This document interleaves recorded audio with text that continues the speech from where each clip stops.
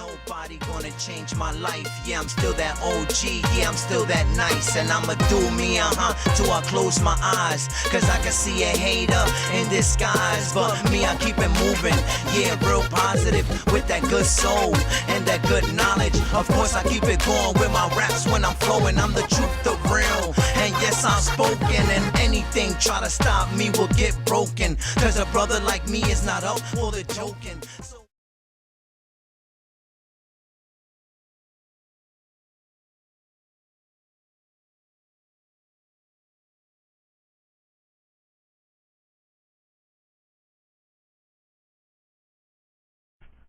Y'all already know what it is, MusicIAmTv. Go ahead and follow me on Twitter and Instagram at MusicIAmTv. Don't forget to subscribe to my YouTube channel, MusicIAmTv. And also don't forget to subscribe to Latino Battle League. That's right. Go over there and subscribe. First and foremost, salute the West Side Noise. Y'all already know, Brother Jeff. And also salute the Cypher City. Salute to everybody that support the movement. Tonight it's not about me. Tonight it's about Billy motherfucking Boondocks, man. I got him in the building. Definitely, I had to get him in here, and get this exclusive. Get this exclusive interview how I normally do with these artists. And this is I always have a personal one-on-one conversation with these artists because that's what I'm about. I've been interviewing hip hoppers. What's up, Billy Boondocks?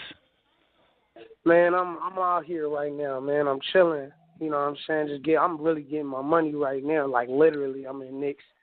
Feel me? Getting the transaction completed and whatnot. So.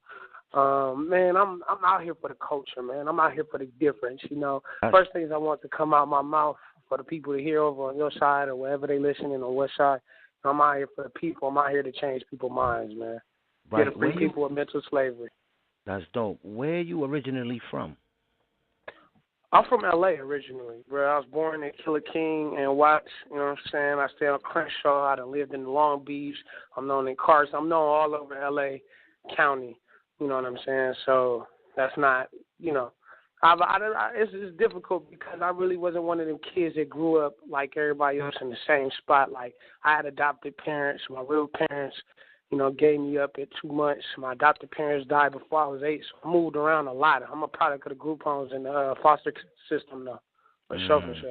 How many years you been battle rapping?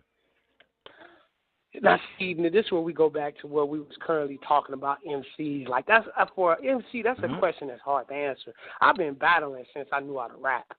You know what I'm saying? That's exactly how the game is going right now. So, I'm looking at it like yeah. At this point, like honestly, I've been rapping for 15 years. You know what I'm saying? Over that, I started in middle school. Your you know what I'm saying? So game is crazy. I've been freeing ever since I started. I remember there was a point in time where I was so nice with the pen. At 18, I said, you know what? I'm gonna start freestyling because of the fact I'm stupid nice. I need to be stupid nice for when I run into most death. But like I said, I've been battling since there was rap. If you rap. Like, I'm going to be honest, like, cats go to jail, they go to county jail or whatever, and they make themselves by being tough. I've been in jail. I make my name through rap. I wait for that weak-ass MC nigga to jump his ass up in the dorm, and then I whoop that ass, and that's how I make my name in jail. I got niggas in the penitentiary that know about me because I'm that nice and rhyming, you know what I mean? So I bring colors together and behind these bars. I've done that before. Had the Mexicans rapping with the blacks and the whites, you know what I'm saying? Because music is something that's undeniable, So at this point, it's that powerful. I mean, I had the Hispanics that didn't even speak English rapping in Spanish in the county jail, because the power was that big. It was like, yo, I want to be a part of. So, yeah, man, I've been battling since I was trying to make a name for myself.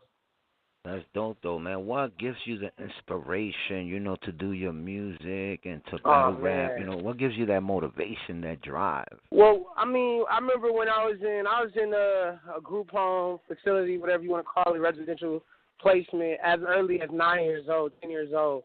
So one of the escapes that I had from being in the group homes was poetry. A man out of Leimert Park named Dwight Johnson taught me the art of poetry at 10 years old, and it was something that I just manifested into everything it had potential in blooming to, you know, hip-hop being one of them. So at the time I started poetry at the early age. By the time I got to middle school, I seen Bow Wow. Bow Wow is the reason I rap, hands down. I was a poet at 10, but when I seen Bow Wow, me and him like a year apart in age, when I seen him at 14, 13 doing it, I was like, yo, I want to do it too. You know what I'm saying? This is something I'm capable of pulling off, and I'm going to be better than him because I'm going to write my own lyrics. So that was the initial inspiration to say I'm going to be a rapper. As far as battle is concerned, I mean, I don't know if you know, my name used to be Mr. E.T. I battled Dizaster back in the day, and I went up there with my homies, and, you know, I just wanted to cipher. I wanted to freestyle. That's my shit. That's how I make a name for myself. So I went up there trying to make a name for myself and ended up getting dumbfounded, ended up convincing me to battle. But it kind of set me up because I had no idea of the format. And that's the day I battled Dizaster. But I didn't know who he was. I didn't know his reputation. I didn't know anything. All I knew is I'm trying to get down. So I got down and did what I did. And, man, it just – after I lost to Dizaster, I couldn't say no. I said, that nigga beat me, and he don't know I'm a real MC. So I can't – watch out there. I can't turn away. I can't be the best in the world until I beat the nigga that beat me. So I ended up having to battle Dizaster because – I'm chasing that, you know what I'm saying, that I'm an MC type of shit. You know, it was like, because I'm a musician, bro. I sing just as good as I battle rap. I songwrite just as good as I battle rap. So when it comes down to these things, I didn't really have to pay attention to battle rap. That was something I was doing as a hobby. Ended up getting my ass whooped so bad, I had no choice but to get involved. You know? Right. So that's where I'm at with it. Like, you ain't going to get away with that. And so far, you know, this has been low-key ducking me. You know, I watch this, talk shit to a lot of people at events, but this watches me freestyle and mess people up at events, you know. I know it's like, oh, but when you in Canada at Blackout, oh, you can freestyle with the crowd and shit, but when you see me doing that, they don't want no problem with me, man. Because them niggas be let me tell you first off, them niggas be fronting. They fake, they front. They not who they claim to be. You know what I'm saying? Them niggas swear they the freestyle legend. Them niggas be weaving writtens into their freestyles. I see it because anytime, like Johnny Storm tried this shit on me, anytime your syllables match exactly and every word rhymes, nigga, your rhyme bank on memory ain't that nice. You know what I'm saying? Not nobody's that nice. I know freestyle to a science where I know if a nigga spitting writtens or freezing against me. And, like, even the shit you see in Arizona, I'm clowning niggas. I'm like, oh, how long did it take you to write that? Okay, get out my face then. You know what I'm saying? Like I'm beating you with shit I just thought of. So, you went crazy don't give me no time. Yeah. That was that. Hey, brother, I'm going to be honest with you, brother. That's like 20%. I did terrible that day in my eyes. Bro, I noticed that, bro. You was ready to go in some more. I noticed that, definitely. And then another thing you got to notice, too, is I know you picked up on this. Like, when these dudes is ciphering, all I'm doing is I'm like, the people would rather not pay attention. I'm like, no, let them keep going. Let them keep going. Let them air out. Let them get this off. Feel me? Like, the cipher could have been over. I keep it alive because people need to, like, I understand the snowball effect. I'm a snowball freestyler sometimes. You know, let me get the ball going and it's going to be a problem. You know, so I always leave that lane open. And so far, I'm seeing this turn. If you notice the conversation that happened between me and KG, that conversation lit up towards, like, as soon as I said, ain't nobody going to rap against me, that's what the whole outcome turned into. Yeah. And I'm like, oh, this is becoming my brand. And I like that. This is what you're into. Yeah, I'm one of the last people that's really, really trying to preserve hip-hop. Yeah, you know, about some artists, about this is what I wanted to ask you. Artists is going in there and choking. Shouldn't, like, all artists as an MC should know just to freestyle and go right in instead of just getting stuck on stage? Like, this is the big problem that we have nowadays, and that's the fact that battle rappers, there's a lot of people who learn battle rap from battle rap. Yeah. And you got a lot of MCs out there who aren't even rappers anymore. Like, hey, do you record records? No, I just battle rap. You just battle rap? Well, I thought that was a portion of rapping, battling, freestyling, ciphering. You know what I'm saying? Recording records, spoken word. You know, that was just an area of what we were of the practice itself. But you got a lot of people nowadays who aren't MCs. They're battle rappers, and that's another thing that, you know, we have the MC, we have the rapper, and now we have the battle rapper. And just a battle rapper. Because I don't really consider myself a battle rapper. I'm an MC. Yeah, you battle MC. rappers are people who can only battle. You know, so you know, master of ceremony, when you control the crowd, that's beyond battle rapping. It's like I can go in any room and hold it down, whether I'm rapping or I'm talking. You know, it's just controlling that crowd in that room. You don't even have to rhyme to do that. I do that shit with inhaler pumps and water bottles. You know what I'm saying? Like, I control my room with actions. You know, it's little things that people don't pick up. Like, I'm bringing theatrics to hip-hop. Daylyt has already started this process, which a lot of people aren't willing to pick up on, that, you know, it's going towards the wrestling stuff. Like, as much as people don't appreciate it, this is where we start getting into the merchandise game. Because we're already, you got to understand what's going on. We already put it in a perspective of, we don't have to believe what people are saying anymore. We know these people aren't really living the life that they talk about. So once you're allowed to come up and just do your thing, now you can just come up and be an actor. You can come up and do anything. Yeah. You know what I'm saying? Because of the simple fact that, you know, I mean, it's not about that no more. It's about putting on a show. When these people come to battle, they want to be entertained. You know what I'm saying? How you guys doing? That's what's up, man. I'm just speaking, being respectful. I'm on an interview right now. I'll talk to him.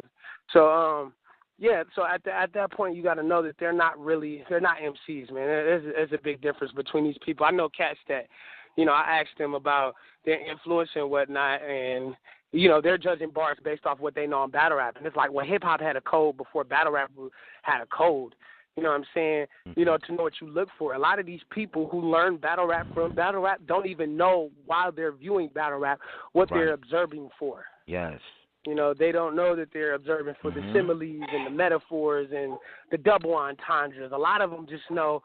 It's funny, I compare it to when we were kids and you would watch a sitcom and the television would laugh. And when you were a kid, you just knew to laugh because you heard the TV laugh first.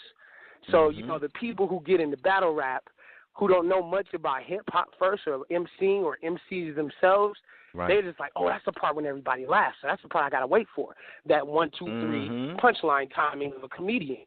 You know, so they when follow it comes down the to crowd. that science, They follow the crowd. Exactly. Instead of following their minds. Exactly. And it's like, that's why I compared it to the sitcoms, because I remember those times where I'm like, why is the TV laughing and I'm not laughing? Then you actually had to learn, and this is the funny part, then you had to actually learn that, okay, it's not a bad thing that I don't laugh when the TV laughs, because when they make the crowd laugh on TV, it's not necessarily funny. You know what I'm saying? So now it gets to the part where, oh, well, you know, well, maybe it's not a dope punchline just because the crowd is going. I just need to investigate further. Or, you know, I didn't really care for that too much, though the crowd did. Right. So, Billy Boondocks, if you had one chance to battle anybody, who would you personally battle? But beyond Dizaster, just for the art of poetry, Loaded Lux. Loaded Lux is a poet, and that's why a lot of people don't get that that's why he's the man. Because he's a poet. He's a master of words. And when you're literally a master of words like Disasters, he's not really a master of words to me. He's a master of wordplay. You know what I'm saying? Multis.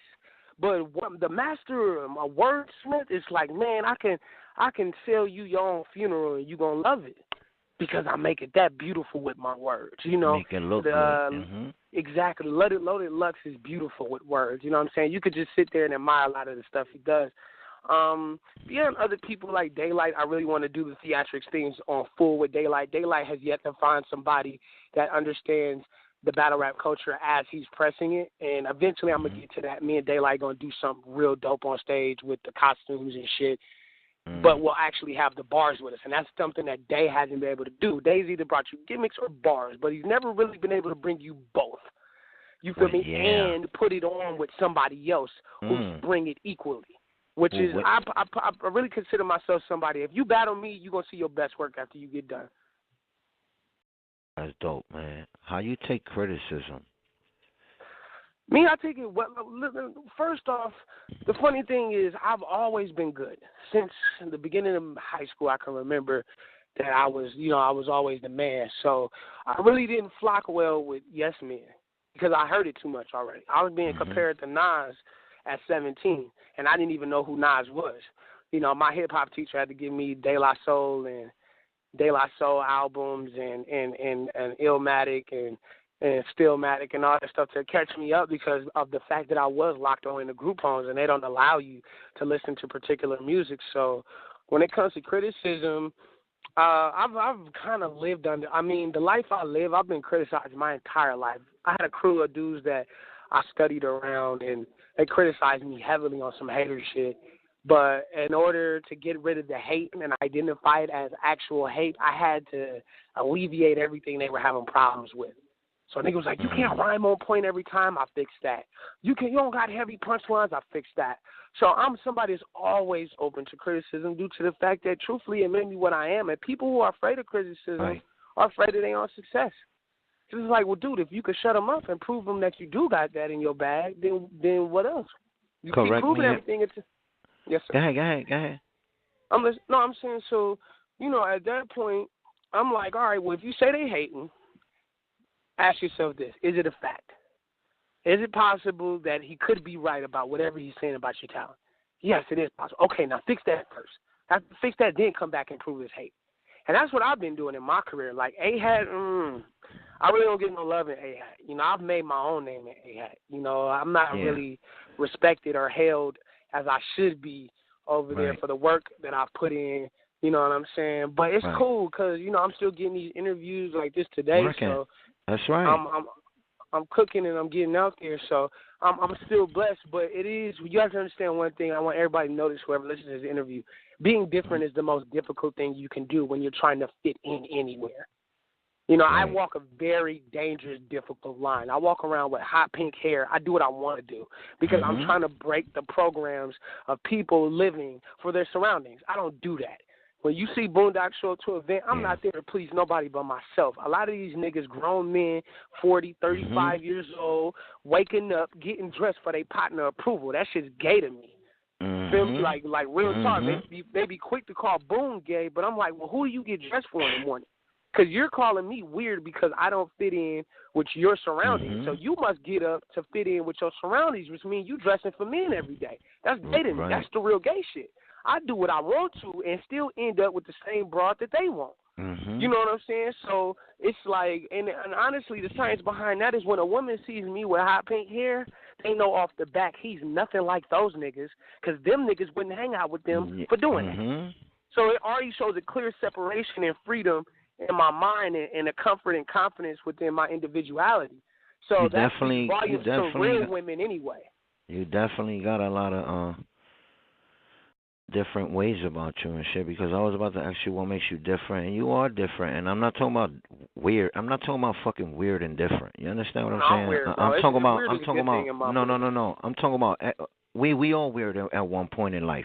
You understand what I'm saying? But I'm talking about in a unique way. You feel what I'm saying? Like you just said. Well, you do what weird, you want. The thing is, people give a bad name to weird.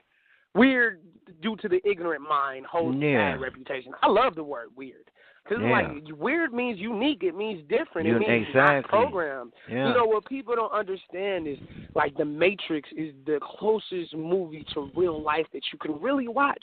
Because it's a metaphor itself. The entire movie, it's like the ugly world looks like this. And the program world you live in looks like this. And as well, there's a lot of symbolism behind my image, like the hot pink hair and stuff. Like, I remember one day somebody told me, they was like, yo, you don't look like an artist. And I said, you know what? I have never thought about looking like the artist that I am. I just thought about the art itself. You know, and then I was like, you're right, I haven't thought about how I wanted to present myself to the world. So what did I do? I said, all right. I said, I got to a point where I stopped wanting to live for other people, man. I noticed that the most difficult thing was, like, there was many things I wanted to do. I remember at one point in time I wanted to pierce my tongue, which even now I still think is a little bit gay. So I haven't done that. But, you know, I wanted to dye my hair. And I told myself that, you know what, I'm about to do everything that I always wanted to do that I told myself I wouldn't do because I thought somebody would think something that I didn't appreciate. And I said, fuck it. And so I chose a color that would make a statement. And it's not that, you know, I wear hot pink or this and that. It was that this color really shows that I'm comfortable with being me and I can truly do anything and still do what they do and get the same results. But it is difficult. It is difficult. There's people that don't even want business with me because of how I dress. Hey, and that's the hard part. I respect you as a human, straight up. I don't give a shit. You know what I'm saying? Like, that's why I was like, I've been trying to get in contact with you for a minute. You know, I know you busy and shit, but I'm glad I got to actually sit down with you. I get to hear a lot from Billy Boondocks personally myself. You know what I mean? Because there is so much out there, you know. But it definitely feels good to actually sit with you personally and hear it from your mouth. You know what I mean? On the different things that are around in this world and what goes on, you know, because some people need to wake up and stuff like that to reality, you know. So, you know, that's definitely good, you know. What you got anything coming up? You got anything new coming up? I got Bizzle, the Young Bizzle Bar Fest first annual for A-Hat on the 21st, and then I think I got a phone battle with somebody Talk Back Radio or some shit like that. So I can for a PG. So that's coming up on Monday, I believe. Oh, okay. That's what's up. Name 5 battle leagues that you personally watch. Man, that's the funny thing. I don't even watch battles. I don't watch battles at all. Battles are very boring for the simple fact that there's not enough diversity. Everybody's trying to be the same person, you know. Then it's like, man, what's really keeping battle rap from progressing and growing is the segregation between the East and the West. Like people may think there's not segregation, but there is. The West rarely makes it to the East, but the East always makes it to the West because, you know, they were the original contributors to the art, you know, so they're always going to be favored as the Mecca, you know, so we'll always be able to benefit from bringing them out. But I've been waiting to see this huge, the West meets the East, like really though, like not politically. It's a lot of politics in this game. This battle rap is definitely, on another note, going towards the music industry. It's becoming the music industry more and more every day. When it comes to referring towards the politics that we deal with on a daily, you know, like I didn't get a West Coast PG because KG told me, I don't like the way you talk, you ain't cut out for it, and I was like, oh, word. He told me this in Oakland at Battle of the Bay 7. I asked him, I said, well, yo, what's up? My numbers is good. I average like the most views in A-Hat under Danny Myers. You know what I'm saying? And that's on my own with no big battles. Each of my battles at least touched 27,000, all of them, you know. And that's low numbers compared to niggas doing hundreds, but in the league like A-Hat. You're doing your little numbers, you're doing your numbers. Right. And I'm like, my numbers is up, my buzz is up, people are talking about me, people know about me on the East, why don't I have a PG? Oh, man, you know, you ain't cut out for it. I said, what you mean? And I put the numbers in his face, he like, well, honestly, in the beginning, I thought you was cool, I just don't like the way you talk. Now, what people forget is I actually had the West Coast PGs come in the A-Hat or the West Coast first. I posted a post in A-Hat chat room saying that, I was going to pay for Norbs to come out. I told Norbs that I was going to build a documentary around his name while he was out here. So I made sure I put something in his pocket so to be beneficial for him to invest his time. Not just, come out here and let us benefit off the URL brand. You know what I'm saying? Come out here, let me help you build your brand as well as build ours. You know, and I put that together within 24 hours. KG came and announced he was throwing the PGs, and everybody went with KG, and I got left off. And that's just where we are right now. Who was your toughest opponent? I ain't had him yet. Just be honest. Like, a lot of people think that what they see is me at 100%. It's not. I'm well reserved. I've been trying to see, a part of my defense is distraction. You know, I've been faithfully kind of killing people with 2 rounds since I started. It's always 1 round where I kind of fuck up, which is kind of, it wasn't intentional. But as I start noticing, like, you killing people with 2 rounds, like, I kind of lose energy and focus in the third, and that's only because my opponents aren't difficult. You know what I'm saying? They're not difficult as they need to be to make me really come out and throw some punches. But as soon as I thought that the West was about to give up on me, I came out and did that Sin City Nights battle. And did you see that one? Of course. You know. Okay, so that battle, the reason those bars were so extravagant, those bars were for QP. I was supposed to I use was those gonna bars say on break QP. that. I was gonna say break that down. Those Sin City was not supposed to run into a train that hard. Me and QP was supposed to battle at Cali Smooth's event when Cali battled Clean Paper, and you know QP's QP. Both of them are both of them. So you know it kind of just turned into they didn't show up. So I was like, I got to get these bars off because they're nice, and I used them against Sin City, and you know that was the end of it, bro. But you know QP would have lost his life to those bars. You know, I've been calling out QP since Battle of Bowler 3. You know what I'm saying? So, right. So, you know, that's. But yeah, the most difficult opponent probably would be Dizaster, just off the fact that I ain't know no better, and I really had to deal with that crowd. And shout out to MC Quest right now, because MC Quest is very, very talented. That's somebody you need to interview, man. That's like my little youngin' on the way up. He's very, very intelligent. Not Quest McCody, right? No. This kid is named MC Quest. I actually took him main page when I dressed up like Daylyt. Yeah. The A-head joint. Yeah, I remember. Yeah, him. Now, he really didn't show as much skill level as I expected him to.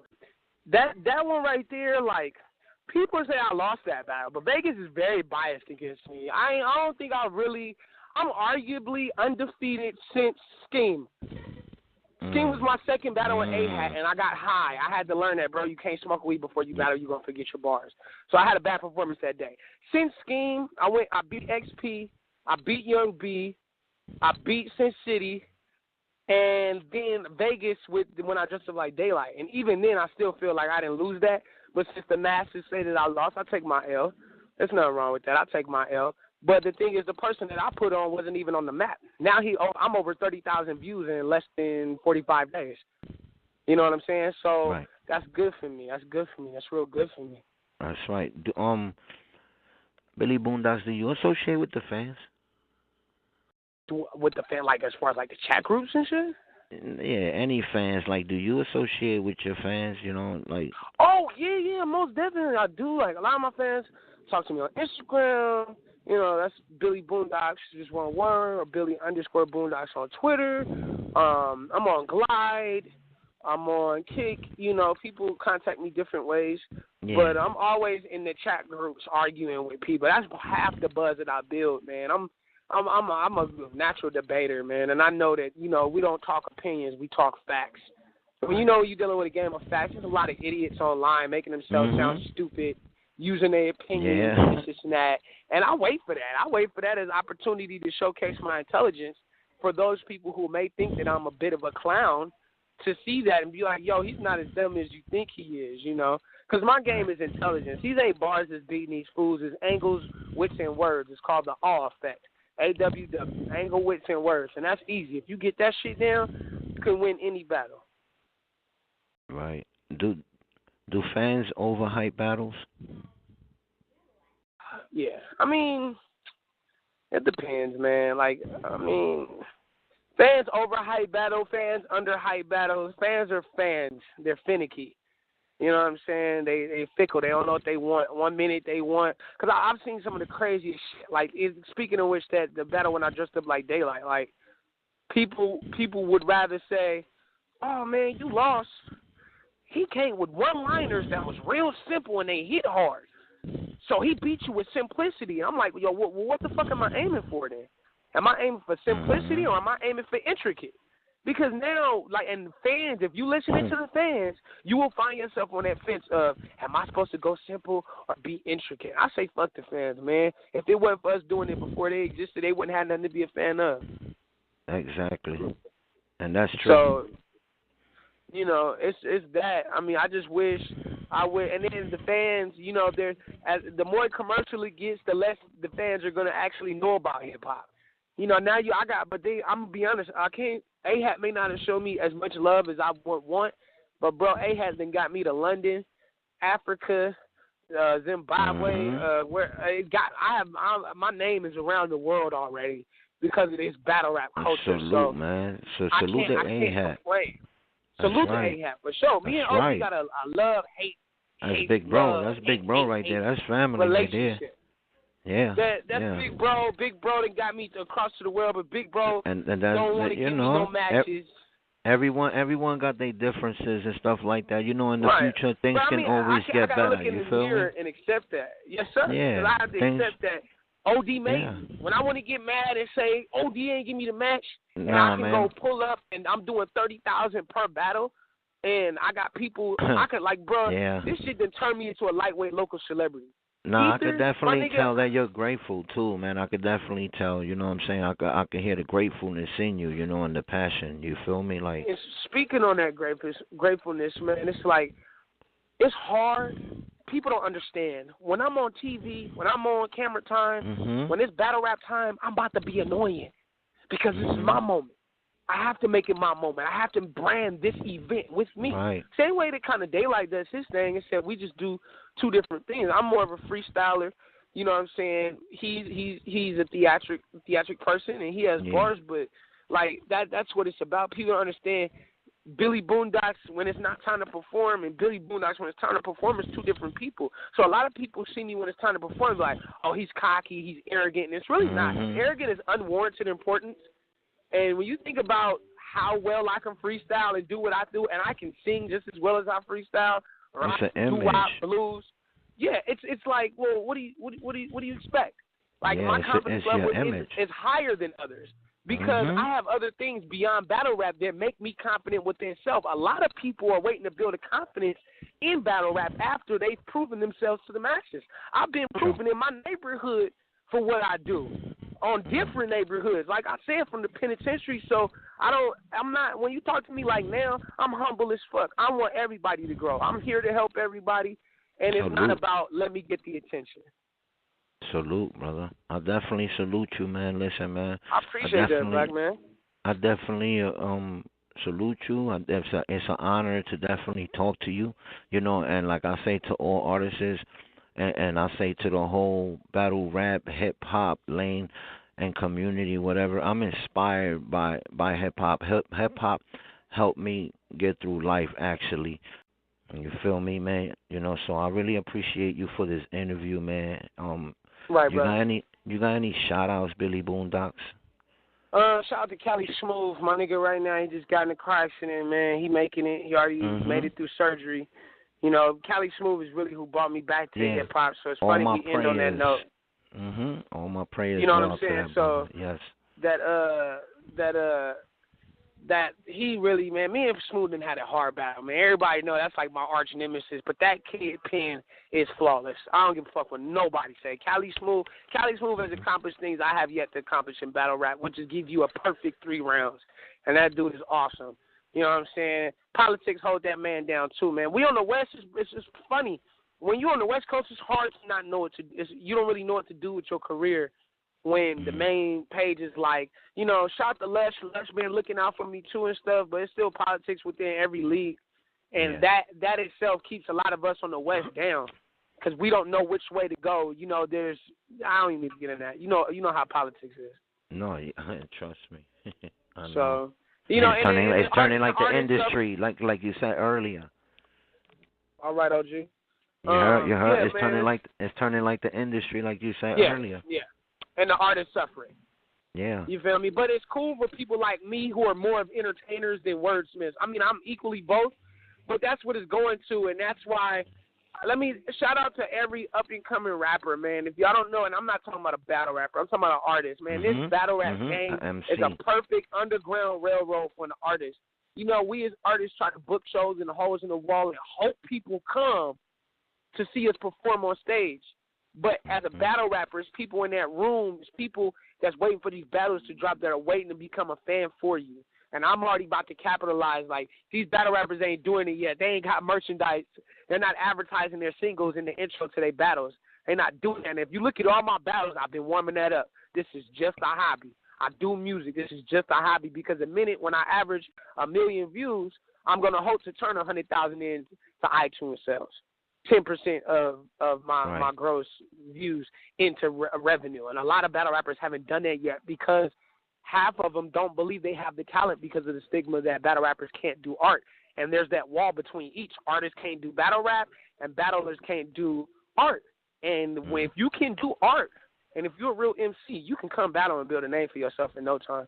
And nowadays, if you see people like Soul Khan, you don't even got to rap no more. You just got to rhyme. You know what I'm saying? Yeah. You can do it if you build the right brand. And that's the thing about battle rap. It's infinite at this point. Okay. You got any more shout-outs or anything, good brother? Shout out to my son, man, Prince Amir Moffitt. That's my golden boy right there. You know what I'm saying? I love him. That's what I'm here for. Just to make sure his ride is a little bit more smoother with no speed bumps than mine was. So, you know, I'm a proud father. Shout out to all my black people too. I'm for the cause all the way. You know what I'm saying? Too black, too strong. That's another thing. You know, it's like, don't take everything you see me do. It's a distraction that needs to be made before the pill is given to the masses. It's called, you can't give a dog no medicine. You got to put peanut butter on it and then give him the pill and he'll take it. This is the peanut butter and the pill. When I wear this pink hair and shit, I'm distracting these crackers so they don't know what the fuck I'm doing. I respect every motherfucking thing you're doing. You feel me? Yeah. You already know, man. You're rocking out. It's mad sacrifice over here. That's dope, man. I really appreciate you too, man, for the interview. We can't be visual. We can't be visual threats. We can't be physical threats. The new movement is in camouflage, and we must return to the underground. Remember that. Appreciate That's my last Billy words, Boondocks. brother. Salute, I don't want to brother. talk too much, but it's only, you know, we only got so much time. We got this broadcasting and freedom of speech. We don't even got that no more. Right. So. You already know, man. You know, we gonna stay up together, man. We gonna definitely, you know, get up together again. I'm gonna hit you up again. You know, get an update or something like that from you. So salute to you, salute to your whole camp, salute to everybody, man. And I really appreciate you. And have a good night, good brother. I appreciate that, Black man. Link me to this interview. No problem, bro. Anytime, bro. Anytime. Thank you so much, man. And I appreciate y'all too as a fans, man. Thank you. Appreciate you. All right, bro. Peace. Peace. Ain't nobody gonna change my life. Yeah, I'm still that OG. Yeah, I'm still that nice. And I'ma do me, till I close my eyes. Cause I can see a hater in disguise. But me, I keep it moving. Yeah, real positive with that good soul and that good knowledge. Of course, I keep it going with my raps when I'm flowing. I'm the truth, the real. And yes, I'm spoken. And anything try to stop me will get broken. Cause a brother like me is not up for the joking. So